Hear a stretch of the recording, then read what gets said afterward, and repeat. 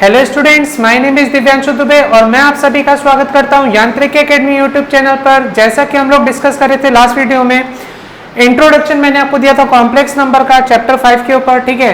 तो अब देखिए कॉम्प्लेक्स नंबर क्या होता है, ये चीजें तो हम समझ चुके हैं ना। जो sum of real number and imaginary number is known as complex number, ठीक है। कॉम्प्लेक्स नंबर का जनरल फॉर्म क्या होता था, z के रिप्रेजेंट करते थे और मैंने बोला था a प्लस आई बी के फॉर्मेट में होता है कॉम्प्लेक्स नंबर, ठीक है। जहां पर a आपका क्या होता है, a को अपन बोलते हैं real part of complex number. याद कीजिए मैंने आपको ये सारी चीजें बता दी है, ठीक है। Real part of complex number या रियल पार्ट ऑफ z मैंने लिख दिया है, ठीक है। z is your complex number, clear हो रही है बात, ठीक है। और इसे मैंने आपको बताया था कि इसे शॉर्ट में अपन REZ भी लिख सकते हैं, ठीक है। और B आपका क्या था, B आपका था imaginary part of complex number, imaginary part of complex number, या इसे शो करते हैं IMZ से। क्लियर हो रही है चीज, ठीक है। तो ये कॉम्प्लेक्स नंबर का इंट्रोडक्शन मैं दे चुका हूं। Sum of real number and imaginary number is known as complex number, ठीक है। इन सारी चीजों के ऊपर मैंने लास्ट वीडियो में डिस्कस किया था। जो बच्चे नहीं देखे प्लीज पहले का एक वीडियो वॉच कर लेंगे। अब देखिए मैं इस टॉपिक में, इस वीडियो में आपको क्या बताने वाला हूं कि दो कॉम्प्लेक्स नंबर को अपन कंपेयर करेंगे तब क्या होगा, है ना। ये जो मैंने क्वेश्चन लिख के रखा है, if 4x plus i into 3x minus y equal to 3 plus i into minus 6 find the x and y, तो ये क्वेश्चन कैसे सॉल्व होगा उसके लिए एक कॉन्सेप्ट है छोटा सा, मैं वो कॉन्सेप्ट आपको क्लियर करता हूं। पहले देखिए बात को समझिएगा, कॉम्प्लेक्स कॉन्सेप्ट क्या है अपना, ठीक है। मैं यहाँ पे लिख देता हूँ एक नोट पॉइंट, आप लोग इसे नोट कर लेंगे, ठीक है। नोट पॉइंट है अपना क्या, if two complex number, ठीक है, if two complex number z1 and z2 है ना, are equal to each other, ठीक है। मान लीजिए मैंने लिखा z1 इक्वल है किसके, z2 के, और आप जानते हैं z1 और z2 दोनों क्या है, कॉम्प्लेक्स नंबर है, ठीक है। मैंने लिख दिया if two complex number z1 and z2 are equal to each other means z1 equal to z2। Suppose कीजिए z1 का वैल्यू है a प्लस आई बी और z2 का वैल्यू है c plus I D, clear है। तो इसका मतलब क्या है, इसका मतलब ये समझिएगा आप कि यहाँ पर इस z1 का जो रियल पार्ट है वो z2 के रियल पार्ट के इक्वल होगा, ठीक है। यहाँ से दो कंडीशन निकलेंगी। फर्स्ट कंडीशन आपकी क्या निकलेगी, real part of z1 should be equal to real part of z2, clear है। मतलब a जो होगा वो इक्वल होगा c के, ठीक। और यहीं से एक सेकंड कंडीशन में निकलेगी क्या, imaginary part of z1 should be equal to imaginary part of z2, clear है। मतलब b जो होगा वो इक्वल होगा किसके, d के। समझ में आया क्या बात, ठीक है। तो अगर दो कॉम्प्लेक्स नंबर इक्वल होते हैं तो उनका रियल पार्ट भी इक्वल होता है और उनका इमेजिनरी पार्ट भी क्या होगा, इक्वल होगा। बात समझ में आई कि नहीं, ठीक है। तो इसे जल्दी से नोट कर लीजिएगा इस नोट पॉइंट को। अब अपन चलिए सॉल्व करेंगे क्या, अपना क्वेश्चन, ठीक है। आप लोग इसे नोट कर लेंगे, मैं रफ कर रहा हूं, ठीक है। आप लोग इतने चीजों को नोट कर लेंगे, है ना। तो ध्यान से समझिए अब ये क्वेश्चन कैसे सॉल्व होगा। क्वेश्चन बहुत ईजी है। अब आपको कॉन्सेप्ट क्लियर हो गया तो मेरे ख्याल से क्वेश्चन आसानी से बन जाना चाहिए। क्या बोल रहा है क्वेश्चन में, if 4x plus I into 3x minus y equal to 3 plus i into minus 6 then find x and y।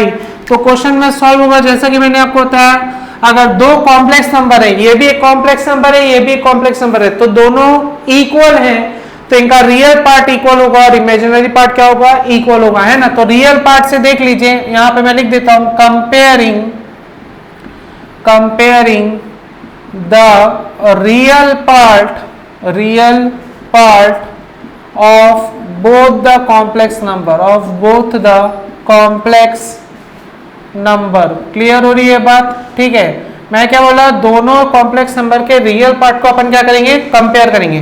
तो 4x should be equal to कितना हो जाएगा, 3। मतलब आपकी x की वैल्यू डायरेक्ट निकल के आ गई कितनी, 3/4। समझ में आया बात, ठीक है। अब इमेजिनरी पार्ट को कंपेयर करते हैं। इमेजिनरी पार्ट क्या है, आप देख लीजिए 3x minus y equal to क्या हो जाएगा, -6। ये इमेजिनरी पार्ट इसका क्या है, 3x माइनस वाई, और इसके इमेजिनरी पार्ट क्या है, -6। तो 3x माइनस वाई इक्वल हो जाएगा किसके, -6 के। तो ये आपका क्या हो जाएगा, आप ध्यान से देखिए, यहाँ पे x के वैल्यू पुट करूंगा 3/4, तो 3 into 3/4 minus of y into -6, ये हो जाएगा आपका 9/4 minus y equal to -6। y इधर करते हैं, 6 को इधर करते हैं, तो 9/4 प्लस 6 इक्वल टू y। ठीक है, तो 6 चौक 24, 24 और 9 कितना हो गया आपका 33, 33/4 इक्वल टू वाई। तो आपका एक्स और वाई दोनों का वैल्यू फाइंड आउट हो गया। बात समझ में आई कि नहीं? मैंने कुछ नहीं किया, मैंने बस अपने नोट पॉइंट का यूज किया। नोट पॉइंट में मैंने क्या बोला था, दो कॉम्प्लेक्स नंबर अगर इक्वल है तो उनके रियल पार्ट भी इक्वल होंगे और उनके इमेजिनरी पार्ट भी क्या होंगे, इक्वल। तो ये दोनों कॉम्प्लेक्स नंबर आपस में इक्वल थे, तो मैंने इनके रियल पार्ट को इक्वल किया, तो मेरे को मिला 4x इक्वल टू 3, मतलब x की वैल्यू आई 3/4। फिर मैंने इमेजिनरी पार्ट को इक्वल किया, तो मेरे को y की वैल्यू मिली 33/4। ठीक है, आई होप आपको ये क्वेश्चन समझ में आ गया होगा। जल्दी से इसे नोट कीजिए, फिर आगे मैं कॉन्सेप्ट समझाता हूँ। ठीक है, आई होप बच्चों आपको नोट पॉइंट समझ में आ गया होगा कि अगर दो कॉम्प्लेक्स नंबर इक्वल हैं तो उनके रियल पार्ट्स इक्वल होंगे और इमेजिनरी पार्ट्स भी इक्वल होंगे। उसके ऊपर एक क्वेश्चन में आपको बनवा दिया। ठीक है, अब देखिए अपना नया टॉपिक आ रहा है अलजेब्रा ऑफ कॉम्प्लेक्स नंबर। इसमें अपन क्या करेंगे, दो कॉम्प्लेक्स नंबर को जोड़ेंगे, घटाएंगे, गुणा करेंगे, भाग करेंगे, ये सारी चीजें देखेंगे। नॉर्मल अलजेब्रा जो अपन करते हैं वही काम करेंगे, लेकिन कॉम्प्लेक्स नंबर के लिए। ठीक है, तो मैंने यहाँ पे लिखा है अलजेब्रा ऑफ कॉम्प्लेक्स नंबर, मेरी मेन हेडिंग है। इसके अंदर अभी मैं आपको पढ़ा रहा हूँ addition of two complex number. ठीक है, अब addition of two complex number के अंदर भी 3-4 प्रॉपर्टीज हैं, वो भी मैं आपको समझाऊंगा, लेकिन पहले अपन देख लेते हैं कि एडिशन किया कैसे जाता है दो कॉम्प्लेक्स नंबर का। ठीक है, तो सपोज कीजिए मेरे पास दो कॉम्प्लेक्स नंबर है, एक है मेरे पास Z1 जिसकी वैल्यू है सपोज कीजिए a + IB, और मेरे पास एक और कॉम्प्लेक्स नंबर है Z2 जिसकी वैल्यू है मेरे पास C + ID। क्लियर है? अब मुझे दोनों कॉम्प्लेक्स नंबर को क्या करना है, ऐड करना है। तो मैं यहाँ पे लगा देता हूँ क्या, Z1 + Z2। क्लियर है? तो यहाँ पर ये क्या हो जाएगा, ये हो जाएगा a + IB + C + ID। ठीक है, तो अब जैसा कि मैंने आपको बताया एडिशन करना कैसे, एडिशन को समझिएगा। जब मैंने दो कॉम्प्लेक्स नंबर को इक्वल किया था तो मैंने आपको बताया था रियल पार्ट से इक्वल होता है, इमेजिनरी पार्ट के इक्वल होता है। वैसे ही एडिशन में भी क्या होगा, रियल पार्ट से जुड़ेगा, इमेजिनरी पार्ट से जुड़ेगा। मतलब इसे मैं ब्रैकेट ओपन करूं तो पहले लिखूंगा a + IB + C + ID। अब यहां पर ये हो जाएगा a + C एक साथ, रियल पार्ट एक साथ, प्लस IB + ID। क्लियर है? अब दोनों से मैं आई को क्या ले लूंगा, कॉमन। तो ये क्या हो जाएगा, a + C + I कॉमन ले लूंगा, ये हो जाएगा B + D। क्लियर हो रही है बात? मतलब रियल पार्ट से जोड़ा, इमेजिनरी पार्ट को इमेजिनरी पार्ट से जोड़ा। ठीक है, अब आप इसे ऐसा नहीं समझ सकते, आप बोलोगे सर A में IB क्यों नहीं जोड़े, C में ID क्यों नहीं जोड़े, या A से ID और C से IB क्यों नहीं जोड़े। ठीक है, तो इसको आप ऐसे समझिए, जैसे आपने 9th क्लास में पढ़ा था इर्रेशनल नंबर से ही जुड़ता है ना। सपोज कीजिए मैंने लिखा 1 + √2 प्लस मैंने लिखा 2 + √3। ठीक है, अब मेरे को ये दोनों को ऐड करना है, तो आप ऐसे कैसे ऐड करते थे, या चलिए यहाँ पे थोड़ा चेंज कर देता हूँ, यहाँ पे मैं लिख देता हूँ 3√2 लिख देता हूँ। ठीक है, अब आप बात को समझिए, आप इसे कैसे जोड़ते थे, आप बोलते थे 1 में 2 जुड़ेगा मतलब 3, और √2 + 3√2 जुड़ेगा तो ये आपका कितना हो जाएगा 4√2। आप यही आंसर लाते थे, हाँ या ना बोलिए, सही है कि नहीं? आप क्या करते थे, 1 को नॉर्मल रियल नंबर से जोड़े, 2 + 1 3 किए, और जो इर्रेशनल नंबर है यहाँ पर √2 यहाँ पर है 3√2, दोनों इर्रेशनल नंबर है, तो इर्रेशनल नंबर से ऐड हुआ। समझ में आ रही बात? तो वैसा ही कुछ यहाँ पर भी, यहाँ पर इमेजिनरी से ही ऐड होता है ना, और रियल पार्ट से ही ऐड होता है। इसलिए मैंने आपको स्पेसिफिक ये चीज करके दिखाई है। क्लियर हो रहा है बात? ये एग्जांपल मैंने आपको इरेशनल नंबर का दिया। अब चलिए मैं कॉम्प्लेक्स नंबर का ही कोई एग्जांपल लेके आपको समझाता हूँ कि दो कॉम्प्लेक्स नंबर कैसे ऐड होंगे। ठीक है, तो बात को समझिएगा, मैं इसे रफ कर रहा हूँ, आप लोग नोट कर लेंगे। ठीक है, ऐसे ही जस्ट समझाने के लिए मैंने किया कि इरेशनल नंबर को इरेशनल नंबर से जोड़ना है। √2 + 3√2 होगा तो 4√2 बनेगा, और 1 + 2 ऐड होगा तो 3 बनेगा। वैसे यहाँ पे रियल पार्ट से जुड़ेगा, इमेजिनरी से जुड़ेगा। चलिए एग्जाम्पल देखते हैं। ठीक है, फॉर एग्जाम्पल सपोज कीजिए मैंने यहाँ पर दो कॉम्प्लेक्स नंबर ले लिए, एक मैंने ले लिया Z1, क्या ले लेता हूँ, कुछ भी उठा लेते हैं, सपोज कीजिए यहाँ पर ले लिए 5 + 4i। ठीक है, और एक ले लेते हैं Z2, लिख देते हैं -3 + 2i। क्लियर है? अब मेरे को ये दोनों कॉम्प्लेक्स नंबर को क्या करना है, ऐड करना है। तो मैं यहाँ पे क्या करूंगा, मैं करूंगा Z1 + Z2। ठीक है, क्या ऐड करूंगा, Z1 + Z2। तो कैसे हो जाएगा, Z1 की वैल्यू कितनी है मेरे पास, ये है 5 + 4i प्लस ये क्या है -3 + 2i। ठीक है, तो रियल पार्ट के पास ले जाना है, तो पहले ब्रैकेट ओपन कर देते हैं, 5 + 4i -3 + 2i हो जाएगा। तो ये आपका बन जाएगा 5 - 3 एक साथ प्लस 4i + 2i। ठीक है, तो ये आपका कितना आंसर हो जाएगा, ये हो जाएगा आपका 2, और ये कितना हो जाएगा आपका 4 + 2 6i। क्लियर हो रहा है कि नहीं हो रहा है? ठीक है, तो ये आपका कॉम्प्लेक्स नंबर आ जाएगा 2 + 6i इन दोनों को ऐड करने पर Z1 और Z2 को। क्लियर है? तो आई होप आपको ये कॉन्सेप्ट समझ में आ गया है ना। अब जल्दी से इसे नोट कर लेंगे, मैं आपको इसमें 2-3 प्रॉपर्टी समझाता हूं, ठीक है। पहले आप इसे नोट कर लेंगे, मैं रफ करूंगा, मैं इधर का मिटा रहा हूं, आप लोग नोट कर लेना। आप सपोज कीजिए मैं यहां पर कुछ पॉइंट्स लिख रहा हूं, क्या लिख रहा हूं मैं यहां पे लिख रहा हूं addition of complex number, addition of complex number two complex number, ठीक है, addition of 2 complex number satisfy the following properties, satisfy the following properties, ठीक है। मतलब क्या बोला मैं कि जो 2 कॉम्प्लेक्स नंबर का एडिशन होता है वो कुछ इन प्रॉपर्टीज को जो मैं आपको समझा रहा हूं उन सारी प्रॉपर्टीज को क्या करते हैं, फॉलो करते हैं, ठीक है। तो पहला प्रॉपर्टी क्या है, पहला होता है क्लोजर प्रॉपर्टी। क्या प्रॉपर्टी बोलते हैं, क्लोजर प्रॉपर्टी। अब क्लोजर प्रॉपर्टी क्या होता है आप लोग समझ गए हैं, बस मुझे इसको थोड़ा सा डिस्क्राइब करना है, एक्सप्लेन करना है। क्लोजर प्रॉपर्टी होती क्या है, अगर सपोज कीजिए क्लोजर प्रॉपर्टी होती क्या, समझाता हूं। क्लोजर प्रॉपर्टी कहने का मतलब जैसे अपन ने 2 कॉम्प्लेक्स नंबर को ऐड किया तो आंसर में भी कॉम्प्लेक्स नंबर मिलना चाहिए। जैसे 2 रियल नंबर को ऐड किया तो आंसर में रियल नंबर मिलता है। सपोज 2 + 3 आंसर 2 क्या है, रियल नंबर, 3 क्या है, रियल नंबर, दोनों को ऐड किया 2 + 3 किया, कितना आंसर है 5, 5 भी क्या है, रियल नंबर है। इट मींस कि रियल नंबर जो होते हैं अगर उनका एडिशन किया जाए तो वो आंसर में भी रियल नंबर ही देते हैं, इसे क्लोजर प्रॉपर्टी बोली जाती है। क्लियर हो जाए बात? तो वैसे मैं बोल रहा हूँ क्लोजर प्रॉपर्टी मतलब अगर 2 कॉम्प्लेक्स नंबर को ऐड करूंगा तो आंसर में भी क्या मिलना चाहिए, कॉम्प्लेक्स नंबर मिलना चाहिए, ठीक है। तो क्लोजर प्रॉपर्टी का एग्जांपल मैंने यहाँ पे दे के रखा है ऑलरेडी बाजू में, क्या कि अगर मैं 2 कॉम्प्लेक्स नंबर ऐड किया 5 + 4i - 3 + 2i Z1 and Z2 2 complex number को ऐड किया तो आंसर में भी कॉम्प्लेक्स नंबर मिल रहा है। ध्यान से देखिए 2 + 6i, इन दोनों को एडिशन करने पर जो आंसर और रिजल्ट आ रहा है वो भी क्या है, कॉम्प्लेक्स नंबर है, ठीक है।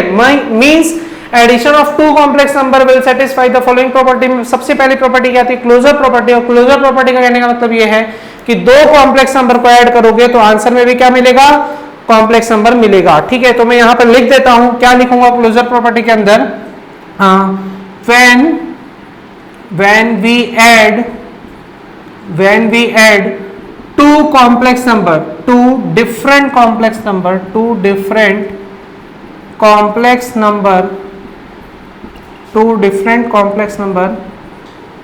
we get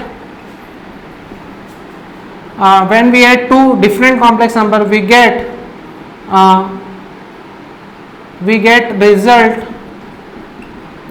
also a complex number, we get result also a complex number, ठीक है। मतलब अपने को रिजल्ट में भी क्या मिलता है, कॉम्प्लेक्स नंबर ही मिलता है। we get result as also a complex number। Clear हो रही है बात, ठीक है। 2 कॉम्प्लेक्स नंबर को ऐड करो तो रिजल्ट में भी क्या मिलेगा, कॉम्प्लेक्स नंबर ही मिलेगा। when we add 2 different complex number we get result also a complex number। Clear हो रहा है चीज, ठीक। अब ये तो एक क्लोजर प्रॉपर्टी, उसका एग्जांपल ये बाजू वाला ही आपका 2 कॉम्प्लेक्स नंबर को ऐड कर रहा हूं, आंसर में भी कॉम्प्लेक्स नंबर ही आ रहा है, ठीक है।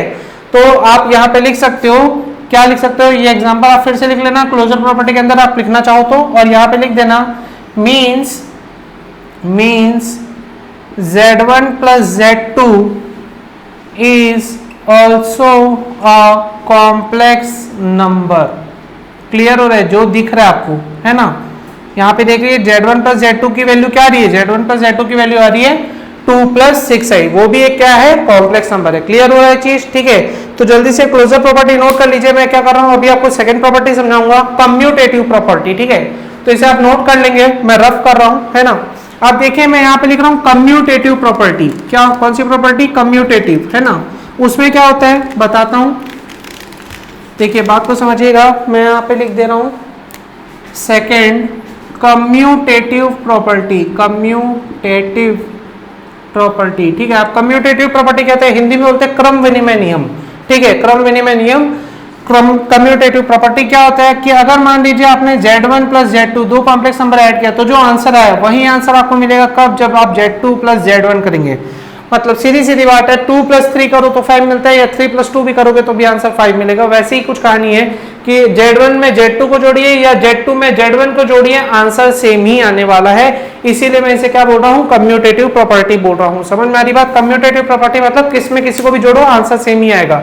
Z1 + Z2 करोगे तो या Z2 + Z1 करोगे आंसर सेम रहेगा। जैसे मैं 5 + 4i में -3 + 2i ऐड करूं या -3 + 2i में 5 + 4i ऐड करूं, आंसर सेम ही आने वाला है। क्लियर है? तो ये मेरी होती है कम्यूटेटिव प्रॉपर्टी। आई होप मेरे ख्याल से आपको ज्यादा एक्सप्लेन करने की जरूरत नहीं है, आप लोग समझ जाएंगे। या करना है तो मैं यहाँ पे लिख देता हूँ क्या, एक एग्जाम्पल ले लेता हूँ। मैं यहाँ पे लिख देता हूँ 2 + 3i Z1 को, और यहाँ पे लिख देता हूँ क्या, 4 + 5i। ठीक है, और यहाँ पे उल्टा कर देता हूँ क्या, 4 + 5i, और यहाँ पे लिख देता हूँ 2 + 3i। अब देख लीजिए दोनों में आंसर क्या आएगा। यहाँ क्या होगा, रियल पार्ट से जुड़ेगा, मतलब आप लिखोगे 2 + 4 + 3i + 5i, और यहाँ पर क्या हो जाएगा आपका 4 + 2 या +5i + 3i। क्लियर है? तो ये आंसर क्या हो जाएगा आपका 2 + 4 6 + 8i, और ये आपका कितना हो जाएगा 6 + 8i। दोनों में आंसर सेम है। ठीक है, तो ये आपकी कौन सी प्रॉपर्टी होती है, कम्यूटेटिव प्रॉपर्टी। अब इसके बाद एक और प्रॉपर्टी आती है, उसका नाम है एसोसिएटिव प्रॉपर्टी। ठीक है, तो मैं इसे मिटा रहा हूं, एसोसिएटिव प्रॉपर्टी भी देख लेते हैं। ठीक है, एसोसिएटिव प्रॉपर्टी क्या होता है उसको समझिए। मैं यहां पे लिख रहा हूं associative property, third associative property. ठीक है, हिंदी में इसे बोलते हैं सहचर्य नियम। ठीक है, एसोसिएटिव प्रॉपर्टी सहचर्य नियम भी बोला जाता है। अब समझिए बात को, एसोसिएटिव प्रॉपर्टी क्या होती है। आप चाहो तो Z1 + Z2 + Z3 तीन को ऐड कर रहे हैं। ठीक है, मतलब आप पहले Z2 + Z3 को ऐड कर लीजिए, फिर Z1 में ऐड कीजिए, है ना, तो वही आंसर मिलेगा। अगर आप Z1 + Z2 को पहले ऐड करते हैं फिर Z3 में ऐड करें। समझ में आ रही बात? मतलब आप यहाँ पर क्या है, तीन कॉम्प्लेक्स नंबर को ऐड कर रहे हैं, आप चाहे तो पहले दूसरे तीसरे कॉम्प्लेक्स नंबर को ऐड कर लीजिए, फिर 1 में ऐड कीजिए, तो जो आंसर आने वाला है वही आंसर कब मिलेगा। आप चाहे तो पहले और दूसरे कॉम्प्लेक्स नंबर को ऐड कर लीजिए, फिर तीसरे में ऐड कीजिए। ठीक है, तो ये होती है एसोसिएटिव प्रॉपर्टी। मेरे ख्याल से इसका एग्जांपल देने की जरूरत नहीं, आप लोगों को समझ में आ गया होगा अगर आपने ये चीजें देख ली है तो। ठीक है, बस ऐड ही करना है। आप समझ रहे होंगे तीनों का रियल पार्ट एक साथ ऐड होगा, तीनों का इमेजिनरी एक साथ ऐड होगा।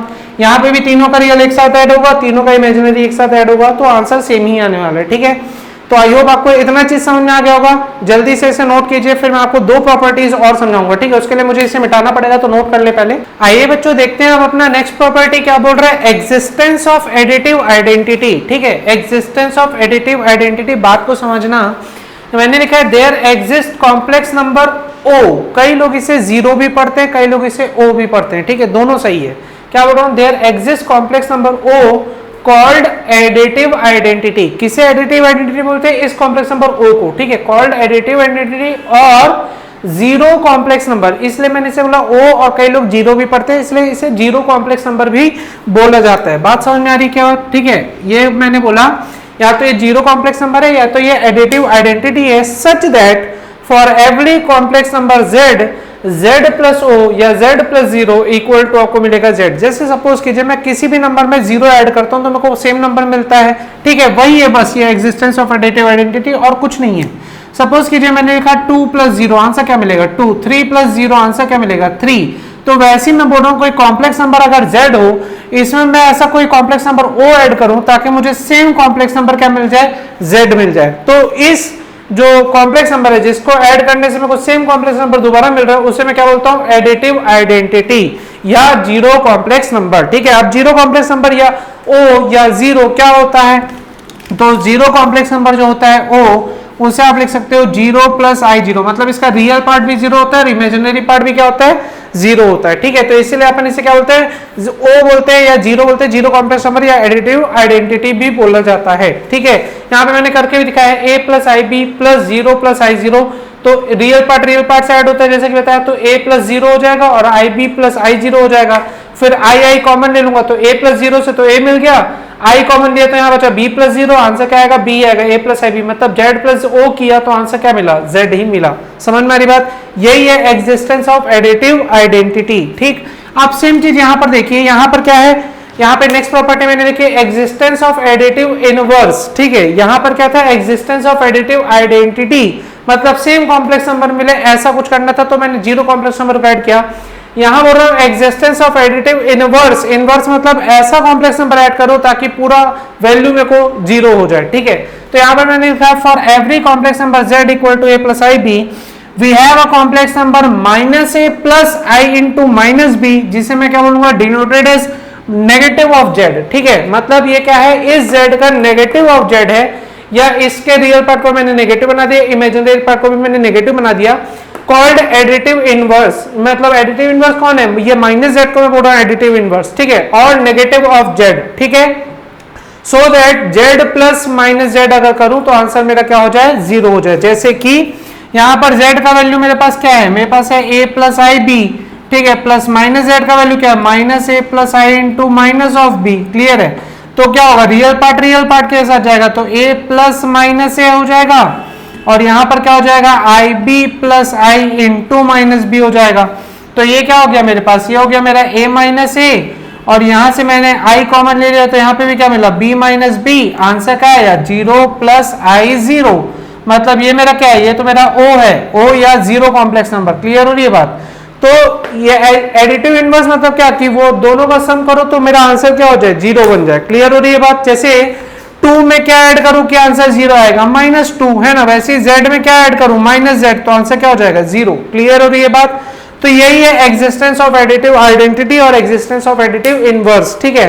तो अलजेब्रा ऑफ कॉम्प्लेक्स नंबर का टॉपिक पढ़ रहे थे, उसके अंदर देख रहे थे addition of two complex number. Addition of two complex number क्या अपन ने देखा, उसके अंदर अपन ने देखा कि 5 प्रॉपर्टी फॉलो होती है। पहली प्रॉपर्टी क्या थी, क्लोजर प्रॉपर्टी। क्लोजर प्रॉपर्टी क्या होता है कि दो कॉम्प्लेक्स नंबर ऐड करो तो आंसर में भी कॉम्प्लेक्स नंबर मिलता है, ठीक है। फिर देखिए कम्यूटेटिव प्रॉपर्टी, मतलब z1 प्लस z2 करूं या z2 प्लस z1 करूं, आंसर सेम आने वाला है, ठीक है। फिर देखिए एसोसिएटिव प्रॉपर्टी, तीन कॉम्प्लेक्स नंबर को डिफरेंट टाइप से ऐड करके देखे, आंसर सेम आ रहा था। फिर देखिए एग्जिस्टेंस ऑफ एडिटिव आइडेंटिटी, जिसमें अपन ने क्या किया, ऐसा क्या ऐड करूं कि सेम कॉम्प्लेक्स नंबर दोबारा मिले, तो O की खोज हुई। O मतलब एडिटिव आइडेंटिटी बोल सकते हो या जीरो कॉम्प्लेक्स नंबर बोल सकते हो, और उसकी वैल्यू क्या होती है, 0 प्लस आई जीरो, है ना। यहाँ पे लिख देता हूँ O का वैल्यू क्या होगा, 0 प्लस आई जीरो, ठीक है, इसे नोट कर लेंगे, है ना। उसके बाद अपन ने देखा पांचवी property existence of additive inverse, मतलब कॉम्प्लेक्स नंबर में ऐसा क्या ऐड करूं कि पूरा वैल्यू मेरा जीरो हो जाए, तो मैं बोला नेगेटिव ऑफ जेड ऐड करेंगे तो आंसर जीरो हो जाएगा, मतलब Z plus negative of Z, है ना। नेगेटिव जेड क्या होता है, रियल पार्ट भी नेगेटिव हो जाएगा, इमेजिनरी पार्ट भी नेगेटिव हो जाएगा। बात समझ में आ रही है कि नहीं आ रही, क्लियर है। तो ये 5 प्रॉपर्टी होती है जो फॉलो करता है addition of two complex number, जो किसका पार्ट है, अलजेब्रा ऑफ कॉम्प्लेक्स नंबर का पार्ट है, ठीक है। अब जैसे अपन ने एडिशन देखा, सेम अपन क्या देखेंगे, subtraction of two complex number, ठीक है। तो जल्दी से इसे नोट कर लेंगे पहले, फिर मैं आपको subtraction of two complex number पढ़ाऊंगा। आइए बच्चों देखते हैं अपना second topic algebra of complex number के अंदर क्या बोल रहा है, difference of two complex number. अब अपन दो कॉम्प्लेक्स नंबर को क्या करने वाले हैं, माइनस करने वाले, सब्ट्रैक्ट करने वाले, ठीक है, या उनका डिफरेंस निकालने वाले हैं। बात को समझिएगा, जैसे एडिशन में हुआ था, दो कॉम्प्लेक्स नंबर को जब अपन ऐड कर रहे थे तो उनके रियल पार्ट को रियल पार्ट से ऐड किए थे और इमेजिनरी पार्ट को इमेजिनरी पार्ट से ऐड किए थे। वैसे ही आपके डिफरेंस में भी होगा, डिफरेंस जब अपन निकालेंगे दो कॉम्प्लेक्स नंबर का, तो रियल पार्ट को रियल पार्ट में माइनस करेंगे और इमेजिनरी पार्ट को इमेजिनरी पार्ट में माइनस करेंगे, ठीक है। तो सपोज कीजिए मैं यहाँ पर एक दो कॉम्प्लेक्स नंबर लेता हूँ, एक लेता हूँ z1, सपोज कीजिए मैं ले लेता हूँ 5 प्लस 7i ले लिया, ठीक है, और एक और कॉम्प्लेक्स नंबर उठा लेते हैं z2 equal to -2 plus 3i ले लिया, चलिए, ठीक है। अब दोनों को अपने को क्या करना है, माइनस करना है। तो मैं यहाँ पे लिख देता हूँ क्या, z1 माइनस z2, तो ये क्या हो जाएगा, ध्यान से देखिए, ये हो जाएगा 5 plus 7i minus of -2 plus 3i, clear है।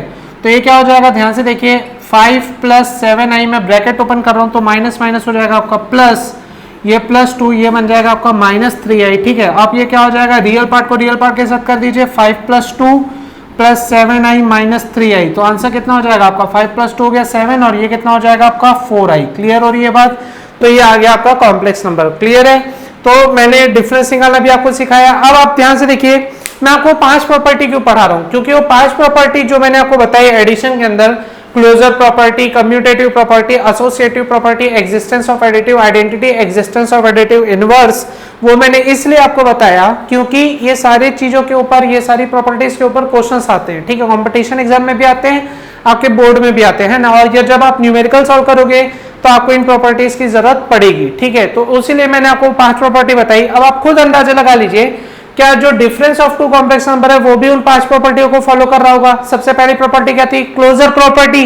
तो क्लोजर प्रॉपर्टी क्या थी, जब दो कॉम्प्लेक्स नंबर को ऐड करते हैं तो आंसर भी कॉम्प्लेक्स नंबर मिलता है। तो यहाँ पे भी देख लीजिए, जब दो कॉम्प्लेक्स नंबर को माइनस कर रहे हैं तो भी आंसर में क्या मिल रहा है, कॉम्प्लेक्स नंबर मिल रहा है। मतलब ये क्लोजर प्रॉपर्टी को फॉलो करता है। कौन, difference of two complex number, ठीक है। फिर अपन ने देखा था कम्यूटेटिव प्रॉपर्टी। क्या कम्यूटेटिव प्रॉपर्टी फॉलो होगी, नहीं, बिल्कुल नहीं होगी। क्यों, क्योंकि देखिए Z1 माइनस Z2 करना और Z2 माइनस Z1 करेंगे तो आंसर सेम नहीं आएगा, आप भी जानते हैं ना। Z1 माइनस Z2 कीजिए या Z2 माइनस Z1 कीजिए, आंसर सेम नहीं आएगा। क्योंकि जब अपन, आप नॉर्मल कोई एग्जांपल उठा लीजिए, 3 माइनस 2 कीजिए और 2 माइनस 3 कीजिए, क्या इक्वल होता है, नहीं होता है। इसलिए दो कॉम्प्लेक्स नंबर को भी माइनस करेंगे तो आंसर सेम नहीं आएगा। मतलब difference of two complex number जो होता है वो कम्यूटेटिव प्रॉपर्टी को फॉलो नहीं करता है, ठीक है। याद रखिएगा, ये कम्यूटेटिव प्रॉपर्टी को फॉलो नहीं करता है। थ्योरेटिकल क्वेश्चंस बनते हैं, जैसे आपसे मान लीजिए जेईई मेंस में क्वेश्चन आ गया, क्या आपसे बोला क्या difference of two complex number commutative property को फॉलो करता है, तो आपको पहली बात तो पता होना चाहिए कम्यूटेटिव प्रॉपर्टी क्या होती है। Z1 plus Z2 equal to होता है Z2 प्लस Z1, लेकिन Z1 माइनस Z2 इक्वल नहीं होता Z2 माइनस Z1 के, ठीक है। तो आपसे ये एग्जांपल नहीं देगा, वर्ड आपसे डायरेक्ट पूछेगा क्या कम्यूटेटिव प्रॉपर्टी फॉलो होती है, तो आप बोलोगे नहीं होती है difference of two complex number के लिए, ठीक है। कब फॉलो होती है, जब अपन एडिशन करते हैं दो कॉम्प्लेक्स नंबर का, तब कम्यूटेटिव प्रॉपर्टी फॉलो होती है, ठीक है। हुआ। उसके बाद अपन ने देखा था, देखो क्लोजर हो गया, क्लोजर फॉलो होता है क्योंकि दो को माइनस करेंगे तो आंसर भी कॉम्प्लेक्स नंबर मिल रहा है।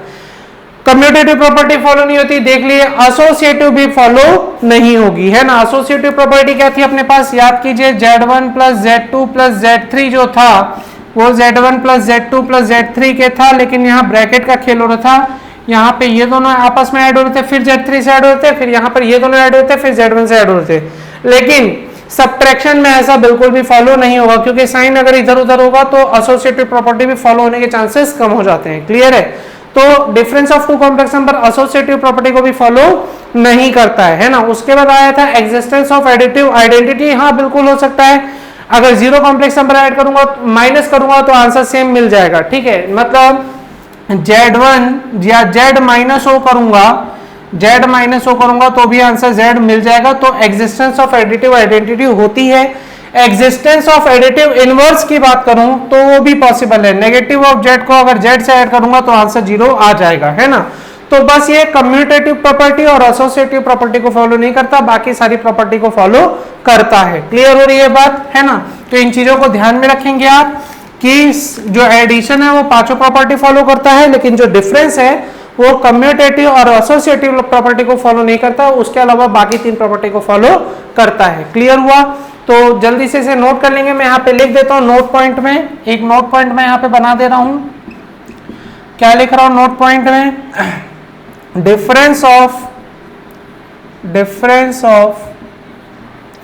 To complex number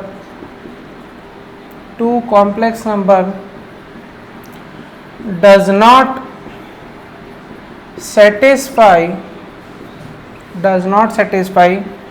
commutative property as well as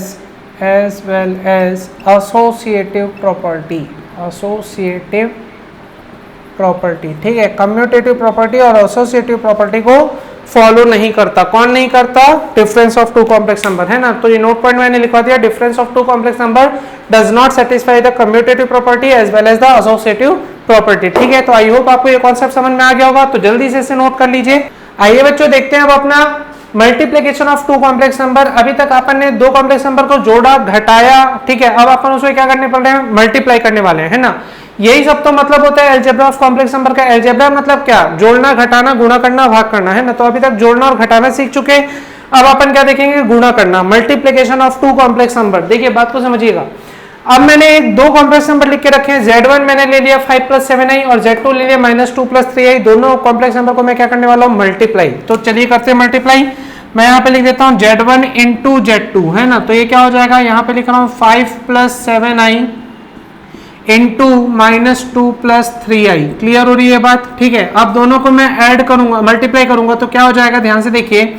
multiplication आप जैसे पहले नॉर्मल करते थे वैसे ही करना है, कुछ खास नहीं होगा। और इसमें ऐसा बिल्कुल नहीं है कि रियल रियल से मल्टीप्लाई होगा, इमेजिनरी इमेजिनरी से मल्टीप्लाई होगा, ऐसा नहीं होता। यहाँ पे क्या है, मल्टीप्लाई कर रहे हैं तो रियल पार्ट इस पूरे से मल्टीप्लाई होगा, इमेजिनरी पार्ट भी इस पूरे से मल्टीप्लाई होने वाला है। ठीक है, जैसे एडिशन और डिफरेंस में अपन ने क्या किया था, रियल पार्ट को रियल पार्ट से ऐड किया, रियल पार्ट को रियल पार्ट से माइनस किया, इमेजिनरी को इमेजिनरी से ऐड किया, इमेजिनरी को इमेजिनरी पार्ट से माइनस किया, है ना। लेकिन यहाँ पर ऐसा नहीं है, आप मल्टीप्लाई कर रहे हैं, मल्टीप्लाई कर रहे हैं तो आप रियल को इस पूरे दोनों से मल्टीप्लाई करेंगे, इमेजिनरी को भी इन दोनों से मल्टीप्लाई करेंगे। बात समझ में आ रही है? तो आप जैसे नॉर्मल मल्टीप्लिकेशन करते हैं वैसे ही करना है, कुछ भी चेंजेस नहीं है। और ऐसा बिल्कुल नहीं सोचना कि रियल पार्ट से ही मल्टीप्लाई होगा, रियल पार्ट इमेजिनरी से भी मल्टीप्लाई होगा। ठीक है, तो ध्यान से देखिए मैं कैसे कर रहा हूं। मैं यहाँ पे लिखूंगा 5 और ये पूरा कॉम्प्लेक्स नंबर इससे मल्टीप्लाई कराऊंगा, -2 + 3i, फिर आपका नॉर्मल ये +7i और ये पूरा -2 + 3i। क्लियर हो रही है बात? ठीक है, आप ध्यान से देखिए मैं क्या करूंगा, दोनों मल्टीप्लाई करूंगा तो 5 × -2 -10, 5 × 3 15i। ठीक है, और ये क्या हो जाएगा, 7 × 2 -14i। क्लियर हो रही है बात?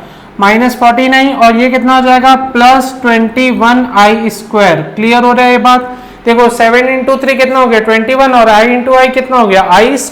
क्लियर है?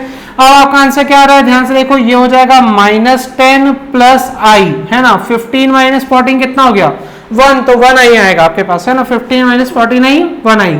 और ये कितना हो जाएगा, अब ध्यान से देखिए i², मैं आपको बताया था i की वैल्यू कैसे आई थी, i अपन माने थे इमेजिनरी नंबर √-1 को, आयोटा जिसे बोलते हैं, है ना, आयोटा बोला जाता है या इमेजिनरी नंबर बोला जाता है। मैं आपको बताया इंट्रोडक्शन वाले वीडियो में, है ना।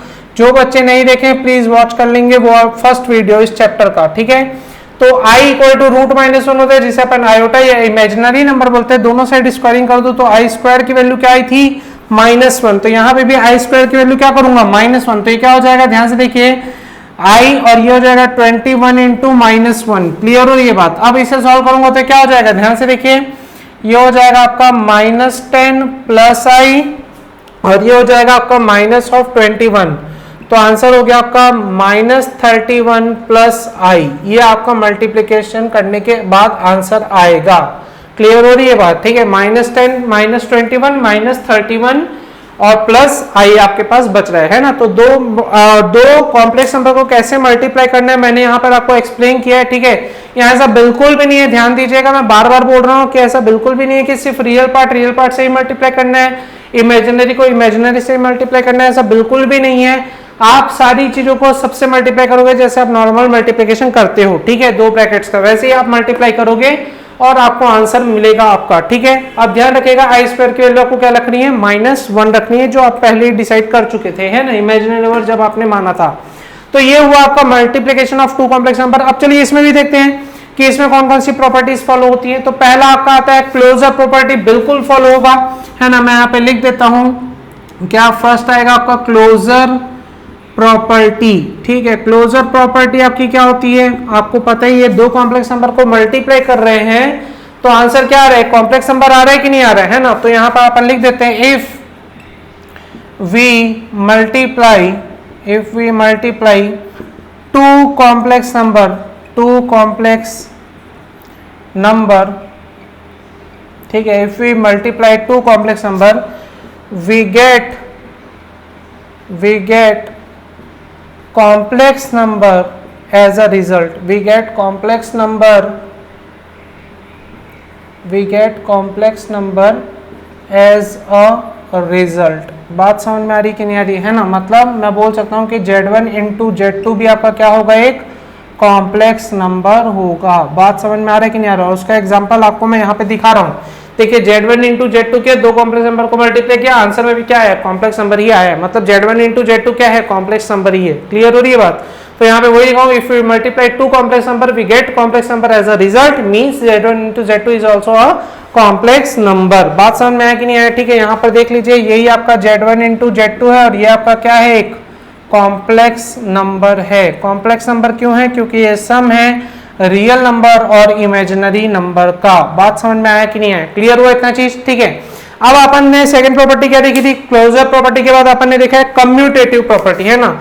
तो क्लोजर प्रॉपर्टी फॉलो करता है multiplication of two complex number. आप देख लेते हैं सेकंड आपका क्या आएगा, कम्यूटेटिव प्रॉपर्टी। आप एक खुद सोच लीजिए, Z1 इंटू Z2 करने पर जो आंसर आया वही तो Z2 इंटू Z1 करने पर भी आएगा, है ना। मतलब ये कम्यूटेटिव प्रॉपर्टी को भी क्या करता है, फॉलो करता है, ठीक है। तो मैं यहाँ पे लिख देता हूँ, मैं मिटा रहा हूँ इसे, आप लोग नोट कर लेंगे ये सारी चीजों को, है ना। इसका आगे मैं नोट मिटा रहा हूँ, आप लोग इसे नोट कर लेंगे सब।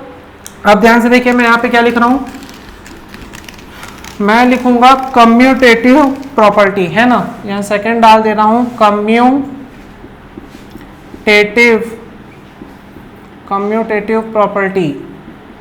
और कम्यूटेटिव प्रॉपर्टी भी क्या होती है, फॉलो होती है। क्लियर हो रहा है बात। मैं यहाँ पे डायरेक्ट कर देना हूँ, Z1 इंटू Z2 करेंगे तो वही आंसर मिलेगा जो Z2 इंटू Z1 करने पर आएगा, है ना। मतलब ये दोनों इक्वल होता है, ठीक है। आप कोई भी एग्जांपल लेके सॉल्व कर सकते हैं, मैं सॉल्व नहीं कर रहा हूँ, है ना। तो ये चीज हुई। अब थर्ड आता है आपका एसोसिएटिव प्रॉपर्टी। एसोसिएटिव प्रॉपर्टी भी फॉलो होगी, कोई दिक्कत नहीं करेगा, है ना। अगर कम्यूटेटिव फॉलो हो रहा है मतलब एसोसिएटिव भी फॉलो होगा। मतलब Z1 इंटू Z2 मल्टीप्लाई करने के बाद Z3 से मल्टीप्लाई कीजिए, या Z2 इंटू Z3 पहले कर लीजिए, उसके बाद Z1 से मल्टीप्लाई कीजिए, आंसर सेम ही आएगा, ठीक है। तो एसोसिएटिव प्रॉपर्टी भी फॉलो होती है। क्लियर हो रहा है ये चीज, ठीक है। उसके बाद आता है आपका एग्जिस्टेंस ऑफ मल्टीप्लिकेटिव आइडेंटिटी, ठीक है। उसको समझाऊंगा, उससे पहले आप इसे नोट कर लेंगे पूरा, मैं रफ करूंगा फिर, पहले आप नोट कर लीजिए। और बेटा देखते हैं चौथी प्रॉपर्टी क्या है, एग्जिस्टेंस ऑफ मल्टीप्लिकेटिव आइडेंटिटी, ठीक है। क्या है एग्जिस्टेंस ऑफ मल्टीप्लिकेटिव आइडेंटिटी। पहली बात ध्यान रखिएगा, कई बच्चे कंफ्यूज होते हैं। जैसे मैंने जब एडिशन पढ़ा रहा था तो मैंने बोला existence of additive identity. Additive क्यों बोला था, क्योंकि वहां जोड़ रहे थे। यहां पर क्या है एग्जिस्टेंस ऑफ मल्टीप्लिकेटिव आइडेंटिटी, क्योंकि क्या कर रहे हैं, मल्टीप्लाई कर रहे हैं। समझ में आ रही बात। यहां पर भी देखो क्या लिखा हूं, एग्जिस्टेंस ऑफ मल्टीप्लिकेटिव इनवर्स। वहां क्या लिखा था, एग्जिस्टेंस ऑफ एडिटिव इनवर्स, ठीक है। एडिटिव कब लगाना, जब जोड़ रहे हो। मल्टीप्लिकेटिव कब लगाना, जब मल्टीप्लाई कर रहे हो। क्लियर है। तो इसलिए यहां पर क्या लिखा हूं, एग्जिस्टेंस ऑफ मल्टीप्लिकेटिव आइडेंटिटी, यहां क्या लिखा हूं, existence of multiplicative inverse. Clear है। तो इन चीज को ध्यान में रखेंगे, जब एडिशन करना हो तो एडिटिव, जब मल्टीप्लाई करना हो तो मल्टीप्लिकेटिव। क्लियर है। अब ध्यान से देखिए क्या बोल रहा है, there exist a complex number 1। ये क्या है मेरा 1 प्लस 0i, ठीक है। ये 1 ही है, क्योंकि 0i मतलब क्या हो जाएगा, 0। तो 1 प्लस 0 क्या हो गया, 0 ही तो हो जाएगा। मतलब मैं 1 को लिख सकता हूं, 1 को मैं कोई कॉम्प्लेक्स नंबर बना सकता हूं। कैसे, 1 को मैं लिख सकता हूं 1 प्लस 0i। भाई 1 के साथ कुछ नहीं है तो क्या है, 1 प्लस 0 लिख सकता हूं, और 0 के साथ कुछ नहीं तो क्या लिख सकता हूं, 1 प्लस 0i। समझ में आ रही बात। मतलब 1 है, 1 को मैं 1 प्लस 0 लिख सकता हूं, 1 प्लस 0 को मैं 1 प्लस 0i लिख सकता हूं, ठीक है। तो मैं यहाँ पे वही बोल रहा हूं, there exist a complex number 1 plus 0i denoted as 1 called multiplicative identity, ठीक है। ये मेरा क्या है, 1 जो है 1 ही मेरा क्या है, मल्टीप्लिकेटिव आइडेंटिटी है। सच दैट किसी कॉम्प्लेक्स नंबर z को अगर मैं 1 से मल्टीप्लाई करूं तो आंसर में मुझे कॉम्प्लेक्स नंबर ही मिलेगा। जैसे एडिटिव आइडेंटिटी क्या होती है, 0 होती है, क्योंकि किसी भी नंबर में 0 ऐड करो तो वही नंबर मिल जाता है। वैसे किसी भी कॉम्प्लेक्स नंबर में आप o को या 0 कॉम्प्लेक्स नंबर को ऐड करेंगे तो वही सेम कॉम्प्लेक्स नंबर आपको मिलेगा। इसलिए o या 0 कॉम्प्लेक्स नंबर आपका क्या कहलाता है, एडिटिव आइडेंटिटी। लेकिन 1 या 1 प्लस 0 या आपका क्या कहलाता है, मल्टीप्लिकेटिव आइडेंटिटी। क्योंकि किसी भी कॉम्प्लेक्स नंबर को अगर आप 1 से मल्टीप्लाई करोगे तो आंसर में आपको सेम कॉम्प्लेक्स नंबर मिलेगा। इसलिए मैंने लिखा z into 1 equal to z। Clear है। For every complex number z, ठीक है। मतलब किसी भी कॉम्प्लेक्स नंबर को अगर आप 1 से या 1 प्लस 0 से मल्टीप्लाई करते हैं तो आपको आंसर में सेम कॉम्प्लेक्स नंबर मिलेगा। यही है आपकी existence of multiplicative identity property. Clear हुआ। अब ध्यान से देखिए आ रहा है अपना नेक्स्ट प्रॉपर्टी क्या, एग्जिस्टेंस ऑफ मल्टीप्लिकेटिव इनवर्स। देखो आइडेंटिटी कब लगाता हूं, जब सेम कॉम्प्लेक्स नंबर चाहिए होता है ना। जैसे एडिटिव आइडेंटिटी लिखा, मतलब वही कॉम्प्लेक्स नंबर लाओ, ऐसा कुछ चीज जोड़ो ताकि सेम कॉम्प्लेक्स नंबर आ जाए। मतलब मैंने 0 ऐड किया, ठीक है। मैंने मल्टीप्लिकेटिव आइडेंटिटी बोला, मतलब मेरे को सेम कॉम्प्लेक्स नंबर चाहिए, ऐसा कुछ मल्टीप्लाई करो कि आंसर में सेम कॉम्प्लेक्स नंबर आ जाए। तो मैंने 1 मल्टीप्लाई किया ताकि सेम कॉम्प्लेक्स नंबर आ जाए। अब मैं क्या बोल रहा हूँ, इनवर्स की बात कर रहा हूँ। तो एग्जिस्टेंस ऑफ एडिटिव इनवर्स क्या किया, ऐसा कोई नंबर जोड़ो कॉम्प्लेक्स नंबर में, ऐसा कोई कॉम्प्लेक्स नंबर ऐड करो ताकि पूरे कॉम्प्लेक्स नंबर को जोड़ने पर आंसर क्या हो जाए, 0। वैसे ही मल्टीप्लिकेटिव आइडेंटिटी में क्या बोल रहा है, एग्जिस्टेंस ऑफ मल्टीप्लिकेटिव इनवर्स में क्या है कि ऐसा कोई कॉम्प्लेक्स नंबर मल्टीप्लाई करो ताकि आंसर क्या बन जाए 1, है ना। मतलब किसी कॉम्प्लेक्स नंबर में ऐसा कोई कॉम्प्लेक्स नंबर मल्टीप्लाई करो ताकि आंसर क्या आ जाए 1। तो अपन जानते हैं 2 में अगर मेरे को 2 को 1 बनाना है तो क्या मल्टीप्लाई करना पड़ेगा, 1/2 मल्टीप्लाई करना पड़ेगा। बात समझ में आ रही कि नहीं आ रही, मैं क्या बोल रहा हूं, अगर मुझे 2 को 1 बनाना है तो क्या मल्टीप्लाई करना पड़ेगा 1/2, या मैं बोल सकता हूँ 2 × 2 इनवर्स, तो भी आंसर क्या आ जाएगा 1 आ जाएगा। वैसे ही बोल रहा हूँ z में क्या मल्टीप्लाई करूँ कि आंसर बनना चाहिए, तो z इनवर्स मल्टीप्लाई करना पड़ेगा। z इनवर्स को भी मैं 1/z भी बोल सकता हूँ, ठीक है। तो यहाँ पर मैंने वही लिखा है, for every complex number z we have a complex number z inverse और 1/z कॉल्ड मल्टीप्लिकेटिव इनवर्स। इस z इनवर्स और 1/z को अपन क्या बोलते हैं, multiplicative inverse of z such that z × z inverse equal to 1 या z × 1/z इक्वल टू 1, ठीक है। ये हुआ आपका existence of multiplicative inverse. z में किसी कॉम्प्लेक्स नंबर में ऐसा कोई कॉम्प्लेक्स नंबर मल्टीप्लाई करो ताकि दोनों को मल्टीप्लाई करने पर आंसर क्या हो जाए 1। एग्जिस्टेंस ऑफ एडिटिव इनवर्स में क्या हो रहा था, ऐसा कोई नंबर, ऐसा कोई कॉम्प्लेक्स नंबर ऐड करना था ताकि आंसर क्या बन जाए 0। यहाँ 0 नहीं बनाना है, यहाँ पे 1 बनाना है। समझ में आ रही बात। तो दोनों प्रॉपर्टी आपको बताया हूँ, एडिटिव इनवर्स एडिटिव आइडेंटिटी और मल्टीप्लिकेटिव इनवर्स मल्टीप्लिकेटिव आइडेंटिटी, ठीक है। दोनों को ध्यान से देख के पढ़िएगा, सब आपको नोट्स दे रहा हूँ, ध्यान से देख के पढ़ेंगे तो सब समझ में आ जाएगा, ठीक है, किसमें क्या करना है। अब बात को समझिए, यहाँ पर ये जो पांचवी प्रॉपर्टी है z इनवर्स, इस z इनवर्स के ऊपर मुझे थोड़ा सा आपसे बात करना है। उससे पहले आप लोग क्या कीजिए, इसको नोट कर लीजिए, मैं इधर मिटाऊंगा। एग्जिस्टेंस ऑफ मल्टीप्लिकेटिव आइडेंटिटी समझा चुका हूँ। कॉम्प्लेक्स नंबर में ऐसा कुछ मल्टीप्लाई करो ताकि सेम कॉम्प्लेक्स नंबर मिले, मतलब 1 मल्टीप्लाई करेंगे और 1 को अपन कॉम्प्लेक्स नंबर बना सकते हैं 1 + 0 लिख के, ठीक है। तो इसे नोट कर लेंगे, मैं मिटा रहा हूं, और इसे भी नोट कर लीजिए, लेकिन इसमें अपन z इनवर्स पर अभी बात कर रहे हैं, ठीक है। तो आप लोग नोट कर लेंगे, वीडियो पॉज करके मैं आगे समझाता हूं आपको। आप ध्यान से देखिए, z इनवर्स के ऊपर बात करने वाले हैं। किसके ऊपर बात करेंगे, z इनवर्स के ऊपर, ठीक है। बात को समझिएगा, z इनवर्स कैसे होगा, क्या होता है z इनवर्स का वैल्यू, चलिए समझने की कोशिश करते हैं।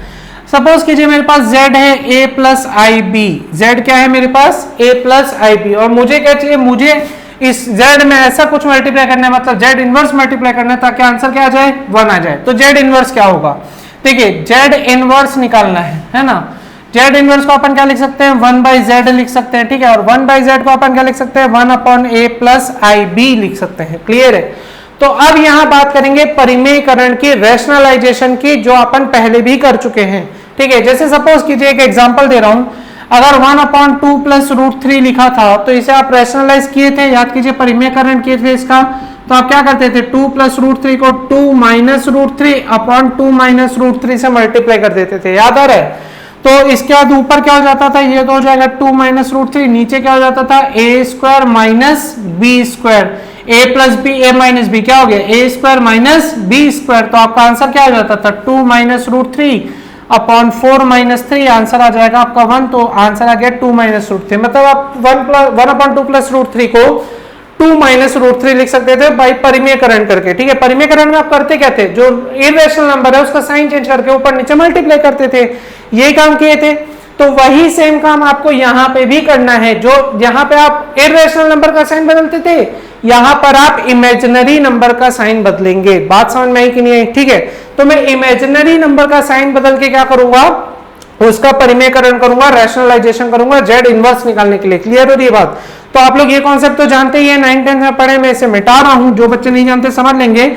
इर्रेशनल नंबर को आप क्या करना है, उसका साइन चेंज करके ऊपर नीचे मल्टीप्लाई कर देना, फिर दोनों को मल्टीप्लाई करना, आपका आंसर आ जाएगा, ठीक है। तो अब चलिए यहाँ पे देखिए, यहाँ अपन क्या करने वाले हैं, इसका अपन परिमेयकरण करेंगे। कैसे करेंगे, अपन करेंगे 1/a + ib को मल्टीप्लाई कर देंगे a - ib/a - ib से, क्लियर है। तो ऊपर ध्यान से देखिए क्या हो जा रहा है, 1 × a - ib, a - ib ही आ जाएगा, है ना। और यहाँ पर क्या हो जाएगा a + b a - b, again कौन सा फॉर्मूला a² - b², तो क्या हो जाएगा a² - b²। बात समझ में आई कि नहीं है, क्लियर है। अब ये क्या हो गया, ध्यान से देखिए, इसे मैं लिख सकता हूँ a - ib अपॉन में लिख सकता हूँ क्या, अपॉन में मैं लिख सकता हूँ a² - i² b², क्लियर है। और i² की वैल्यू क्या होती है, पहले ही बता चुका हूँ, i² की वैल्यू होती है -1, ठीक है। तो मैं वहां -1 पुट कर दूंगा, तो मेरा आंसर क्या हो जाएगा, ध्यान से देखिएगा। मैं इसे मिटा रहा हूं, आप लोग नोट कर लेंगे आई होप, है ना। मैं इसे रफ कर दे रहा हूं, अब ध्यान से देखिए, यहाँ पर इसकी वैल्यू क्या हो जाएगी आपकी, आपका मैं जेड इनवर्स निकाल रहा हूँ, जेड इनवर्स का वैल्यू आपका हो जा रहा है, आपको दिख रहा है a minus i b upon a square, -1 put करूंगा तो -(-1) इंटू बी स्क्वायर, मतलब जेड इनवर्स का वैल्यू हो गया a minus i b upon a square plus b square. और सेपरेट करके लिखना चाहूँ तो ऐसा लिख सकता हूँ a upon a square plus b square minus i b upon a square plus b square, ठीक है। और ये माइनस को अगर b के साथ रख दूं तो मैं इसे ऐसा भी लिख सकता हूं क्या, a upon a square plus b square plus, अब देखिए माइनस को इस इमेजिनरी पार्ट के पास ले गया, i into minus b upon a square plus b square, ऐसा लिख सकता हूं ना। ये माइनस इस प्लस से मल्टीप्लाई होगा तो ऊपर माइनस ही आ जाएगा, क्लियर है। तो ये आपका वैल्यू आया किसका, जेड इनवर्स का या 1/z का, ठीक है। तो ये कॉम्प्लेक्स नंबर का इनवर्स है जिसे मल्टीप्लाई करूंगा z से, इस z को अगर इस z इनवर्स से मल्टीप्लाई करूंगा तो मेरा आंसर क्या आ जाएगा, 1 आ जाएगा। समझ में आई बात। तो ये है मेरा existence of multiplicative inverse, clear हो रही है बात, ठीक है। इसका मैं एक एग्जांपल लेके आपको समझाने की कोशिश करता हूं, आप लोग इसे नोट कर लेंगे, ठीक है। मैं रफ कर रहा हूं और एक एग्जांपल से आपको समझाने की कोशिश करता हूं, ठीक है। आप डायरेक्ट कैसे यूज करेंगे और निकलेगा कैसे, तो चलिए बताते हैं एग्जाम्पल। आप सपोज कीजिए कोई भी कॉम्प्लेक्स नंबर आप पकड़ लीजिए, है ना। जैसे सपोज कीजिए अपन ले लेते हैं z इक्वल टू ले लिया अपन ने, चलिए 3 + 4i ले लिया, ठीक है। क्या लिया, z इक्वल टू 3 + 4i। अपने को क्या निकालना है, अपने को निकालना है कोई ऐसा कॉम्प्लेक्स नंबर जिसमें z को मल्टीप्लाई करने पर आंसर 1 आ जाए। तो अपन ने निकाला 1/z, 1/z को आप z इनवर्स बोल सकते हो और ये हो जाएगा आपका 1/3 - 4i, 3 + 4i, ठीक है। अब इसे मैं लिखूंगा तो और क्या लिखूंगा, मैं लिखूंगा 1/3 + 4i into 3 - 4i upon 3 - 4i। तो ये क्या हो जाएगा आपका, ये हो जाएगा 3 - 4i अपॉन नीचे हो जाएगा 3 स्क्वायर माइनस 4i का स्क्वायर। तो ये क्या हो जाएगा आपका 3 - 4i अपॉन 9 + 16। समझ में आ रही बात, कैसे आया, 3 का स्क्वायर 9 और ये क्या हो जाएगा आपका -16i स्क्वायर, है ना।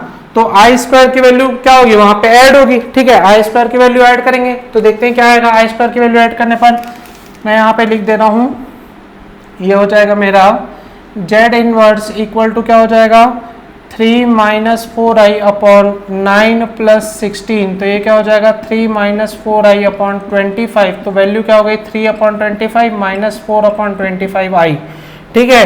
तो जेड इनवर्स आ गया, मतलब इस जेड में 3 + 4i में अगर मैं ये मल्टीप्लाई कर दूं तो मेरा आंसर क्या आ जाएगा 1 आ जाएगा। समझ में आ रही है बात, ठीक है। उसको भी करके दिखा देता हूं, है ना। तो अब डायरेक्ट देखिए वो कैसे होगा।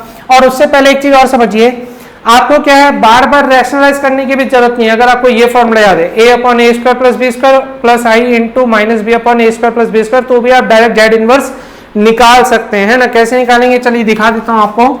देखिए जैसे अपने पास दिया था z इक्वल टू 3 + 4i, मेरे को चाहिए z इनवर्स, तो मैं कुछ नहीं करूंगा, मैं ये फॉर्मूला अप्लाई करूंगा। देखिए यहां से कंपेयर कर लीजिए, ये मेरा क्या है a + ib है ना, मतलब a का वैल्यू 3 है, b का वैल्यू 4 है। तो यहाँ पे वैल्यू पुट कीजिए a मतलब 3 अपॉन a² + b², मतलब क्या हो जाएगा 3² + 4², क्लियर है, प्लस i माइनस b मतलब -4 अपॉन a² + b²। तो भी आंसर क्या आया, ध्यान से देख लीजिए 3 अपॉन ये आ जाएगा 25, ये आ जाएगा आपका -4i अपॉन 25, क्लियर है। सेम ही चीज आएगी, कुछ अलग नहीं आएगा।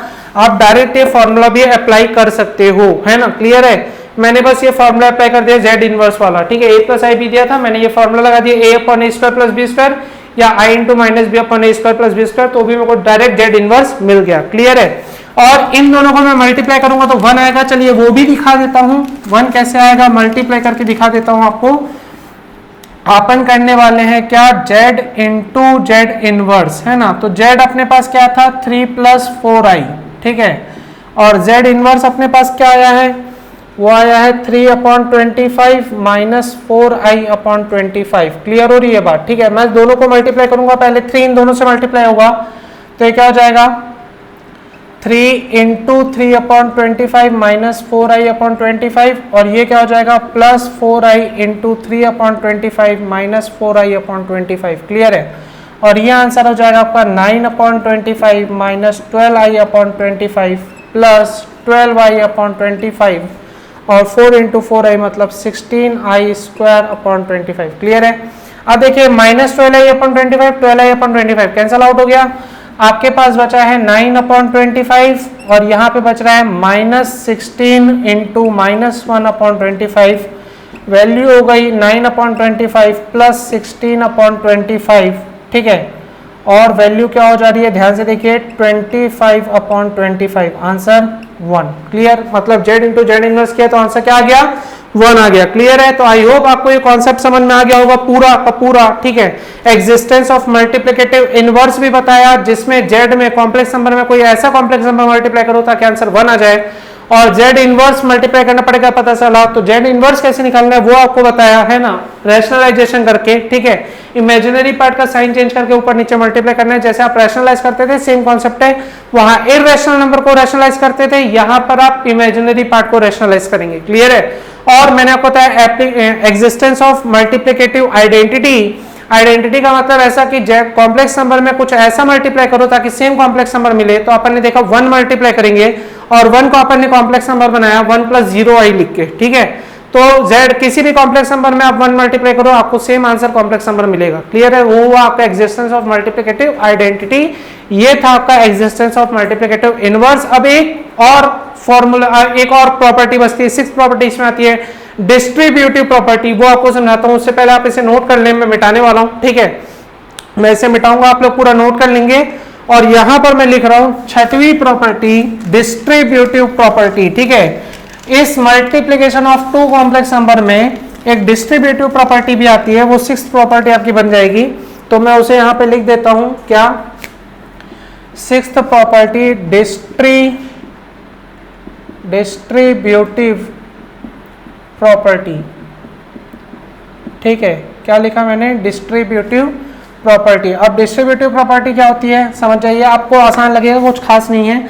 सपोज कीजिए z1 into z2 plus z3 हो रहा है, मतलब 2 कॉम्प्लेक्स नंबर ऐड हो रहे फिर एक मल्टीप्लाई करना है, तो आप डिस्ट्रीब्यूट हो जाएगा, z1 z2 के साथ भी जाएगा और z1 z3 के साथ भी जाएगा। ठीक है, आप इसे ऐसा भी लिख सकते हो z2 प्लस z3, या चलिए z1 प्लस z2 इंटू अगर z3 हो रहा है तो आप इसे z1 इंटू z3 और प्लस z2 इंटू z3 भी लिख सकते हैं। ठीक है, ये डिस्ट्रीब्यूटिव प्रॉपर्टी है, मतलब जो पहला कॉम्प्लेक्स नंबर है दोनों के साथ डिस्ट्रीब्यूट हो गया। ठीक है, और मल्टीप्लाई करना तो आपको सिखा ही चुका हूँ, दोनों कॉम्प्लेक्स नंबर को कैसे मल्टीप्लाई करते हैं और कैसे ऐड करते हैं वो आप जानते ही हैं, तो कोई बड़ी चीज नहीं है। और बीच में माइनस का साइन भी हो सकता है, यहाँ पे नेगेटिव भी आ सकता है, नेगेटिव भी आ सकता है, तो कोई खास दिक्कत नहीं करेगा, है ना।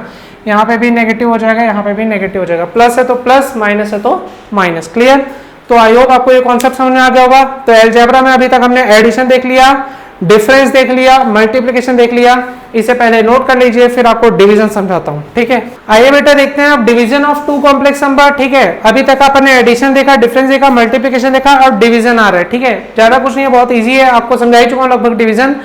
अब अपने को क्या करना है, 2 कॉम्प्लेक्स नंबर को डिवाइड करना है, मतलब z1 बाई z2 करना है। तो कुछ नहीं करेंगे, इसको अपन नॉर्मल बना देंगे मल्टीप्लिकेशन का कॉन्सेप्ट, मतलब अपन करेंगे z1 इंटू 1/z2। ठीक है, और 1/z2 तो पता ही है आपको कैसे निकालना है। तो सपोज कीजिए मेरे को 2 कॉम्प्लेक्स नंबर डिवाइड करना है, मैं यहाँ पे ले लेता हूँ 2 कॉम्प्लेक्स नंबर में, एक मैंने ले लिया 4 + 3i और एक मैंने ले लिया मान लीजिए 3 + 2i। ठीक है, और मेरे को दोनों को क्या करना है, अब डिवाइड करना है। मैं कैसे डिवाइड करूंगा, बहुत इजी है, मैं कुछ नहीं करूंगा, मैं यहाँ पे लिखूंगा 4 + 3i 1 इंटू 1/3 + 2i, ऐसा। समझ गया मेरी बात, है ना। अब तो आप समझिए कॉन्सेप्ट क्या है, आपको बस 1/3 + 2i की वैल्यू चाहिए और आपका आंसर आ जाएगा। तो 1/3 + 2i कैसे निकलेगा, आप चलिए उसको पहले निकालते हैं। तो आपको रैशनलाइज करना सिखा ही चुका था, है ना। यहाँ पर पहले मैं क्या कर रहा हूँ, इसको यहीं पे रोक दे रहा हूँ, अपन पहले निकाल रहे हैं 1/3 + 2i का कॉन्सेप्ट। तो 1/3 + 2i को क्या लिख सकते हैं अपन, आप ध्यान से देखिए, इसे अपन लिख सकते हैं इंटू कर देंगे 3 - 2i अपॉन 3 - 2i। तो आंसर क्या हो जाएगा, 1 इंटू 3 - 2i मतलब 3 - 2i, नीचे क्या हो जाएगा 3 का स्क्वायर माइनस 2i का whole square, a + b a - b क्या हो गया, a² - b²। अब क्या हो जाएगा, ध्यान से देखिए, ये हो जाएगा आपका 3 - 2i अपॉन नीचे क्या हो जा रहा है 9 - 4i², है ना। और i² की वैल्यू -1 पुट कर दूंगा तो 3 - 2i अपॉन 9 + 4 मतलब आंसर हो गया 3 - 2i अपॉन 13। क्लियर हो रहा है ये बात, है ना। तो ये मेरा आया 1/3 प्लस 2i का वैल्यू, ठीक है, और 3 माइनस 2i/13 उसे मैं यहाँ पे पुट करने वाला हूँ, है ना। आप लोग इसे जल्दी से नोट कर लीजिए, आप इसे नोट कीजिए, फिर मैं इसे यहाँ पे रख के मल्टीप्लाई करूंगा, ठीक है। जल्दी से नोट कर लेंगे, मैं रफ कर रहा हूँ नीचे का, आप लोग रैशनलाइज करना समझ गए, मैं मिटा रहा हूँ अब इसे। अब ध्यान से देखिए, यहाँ पर मैं क्या करूंगा, मैं लिखूंगा 4 प्लस 3i और इसकी जगह लिख दूंगा कितना, 3 माइनस 2i/13। बात समझ में आई कि नहीं आई, क्लियर है। अब ध्यान से देखिए, दोनों को मल्टीप्लाई करना है तो सीधी सीधी बात है, इसको मैं ऐसा लिख सकता हूँ बाई 13, ऊपर हो जाएगा 4 plus 3i into 3 minus 2i, ठीक है। और सॉल्व कर लेंगे, अपना आंसर आ जाएगा। अपन कैसे सॉल्व करेंगे, बहुत इजी है, नॉर्मल सी बात। 4 को पहले दोनों ब्रैकेट से मल्टीप्लाई करूंगा, 3 माइनस 2i, ठीक, और फिर प्लस 3i लिखूंगा, ब्रैकेट में फिर से डालूंगा 3 माइनस 2i, अपॉन नीचे डालूंगा कितना 13, ये हो जाएगा 12 minus 8i plus 9i minus 6i²/13, ये हो गया 12 प्लस, देखो 9i माइनस 8i कितना हो जाएगा, प्लस i, ये हो जाएगा आपका प्लस 6, क्योंकि i² की value -1, minus into minus plus है ना, 6/13, 12 प्लस 6 कितना हो गया 18, 18 plus i/13। This is your answer when you divide 4 plus 3i by 3 plus 2i, है ना। आप जब दोनों को डिवाइड करेंगे तो आंसर क्या आएगा, 8 प्लस i/13, क्लियर है। आप इसे चाहे तो ऐसा भी लिख सकते हैं, 18/13 प्लस 1/13 इंटू i, क्लियर है। ये भी लिख सकते हैं, कॉम्प्लेक्स नंबर आपका बनेगा, है ना। तो ये देख रहे हैं, डिवीजन करने पर भी जब दो कॉम्प्लेक्स नंबर को डिवाइड किया जाता है तो आंसर में भी क्या मिलता है आपको, कॉम्प्लेक्स नंबर ही मिलता है। मतलब आप बोल सकते हो कि क्लोजर लॉ को फॉलो करता है डिवीजन, ठीक है। कम्यूटेटिव को फॉलो करता है कि नहीं बोल सकते, क्योंकि Z1 बाई Z2 करने पर और Z2 बाई Z1 करने पर आंसर डिफरेंस आएगा, ठीक है। तो ये हुआ आपका डिवीजन। और यहाँ पर बेटा मैंने आपको पूरा अलजेब्रा समझाया कॉम्प्लेक्स नंबर का, कैसे दो कॉम्प्लेक्स नंबर को ऐड किया जाता है, कैसे उन्हें घटाया जाता है, कैसे उन्हें गुणा किया जाता है, कैसे उन्हें भाग किया जाता है। इस पूरे वीडियो में हमने अलजेब्रा ऑफ कॉम्प्लेक्स नंबर को समझा। आई होप आपको ये पूरा वीडियो समझ में आ गया होगा, पूरा कॉन्सेप्ट क्लियर हो गया होगा, ठीक है। तो ये सारी चीजें आप नोट कर लीजिएगा, और आपको अगर किसी भी चीज में कोई भी डाउट आता है तो प्लीज कमेंट कीजिएगा, हम उसके ऊपर नया वीडियो बना के आपके साथ शेयर करेंगे और आपके डाउट्स को दूर करेंगे। तब तक के लिए थैंक यू सो मच। और वीडियोस को ज्यादा से ज्यादा लाइक करते रहिए, शेयर करते रहिए, और यांत्रिक एकेडमी यूट्यूब चैनल को सब्सक्राइब करना ना भूलें। Thank you so much.